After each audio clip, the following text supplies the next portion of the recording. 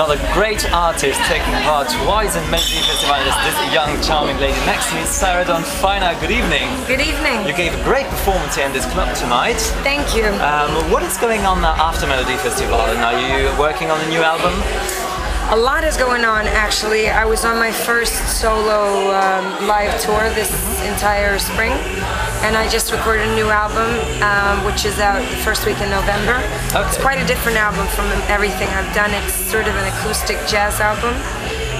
I'm doing a big Swedish sort of comedy theater show this fall, and then I'm doing 5 concerts with a big symphony orchestra, singing Sinatra, Barbra Streisand, Liza Minnelli, that kind of music. So I'm doing a lot of old school stuff this fall, which is going to be really fun. Okay. Are you going to promote yourself outside Sweden? I always want to, but unfortunately that's not usually in my hands. So if you like me outside of Sweden, please request me on your radio station and maybe I can come to your country, hopefully one day.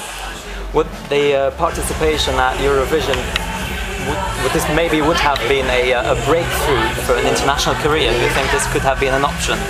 Oh, absolutely. If I would have won, I would have been, seen by a huge European audience, which would have been great. But I have a very good Swedish career, which I'm really proud of, and both of my songs that have been in the Melodifestivalen have become the most played songs on Swedish Radio that year, which is of course a great achievement, and for me a lot better than winning, so it gives me a longevity in my career, so I'm thrilled with it. Sarah Dawn Finer comes back every second year, so well, 2011 should be a comeback and third time lucky. Thing is, you should never say never, but I think I'm done. I think I did what I could do, and I wouldn't mind coming back hosting the show or preferably songwriting for other artists, but I don't know. I doubt that I'll take it as a challenge and come back. Take it as a challenge. Maybe I'll compete for another country. Who knows? Which country would that be? Oh, maybe Holland. Okay. No, England. I don't know. Any country would be fine, but no, it would just be fun to do something different. I love Sweden, I love the Melodifestivalen, but it's very hard to do something better than have the most played song on radio, and if you come back you have to have, again, the most played song on radio, which I did. I don't think I can do it 3 times, so we'll see. Never give up. No. But about your name, do you have British roots, English roots? Because Sarah Dawn Finer. My mother's from New York, my father's from London. Okay. So British and American. But you live in Sweden? I live in Sweden, born and raised. I was going to ask if you have any links to the US, so that would be actually a fabulous gateway, to an American career. I'm an American citizen, so yes, absolutely. Have you ever tried to... I've been over in New York, had a showcase at a sort of very respectable club called the Bitter End. I've been over a couple of times, but